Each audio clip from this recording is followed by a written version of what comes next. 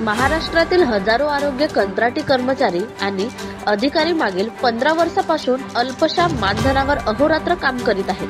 कोरोनाच्या महाभयंकर संकटात जीवाची पर्वा न करता रुग्णांची अविरत सेवा केली.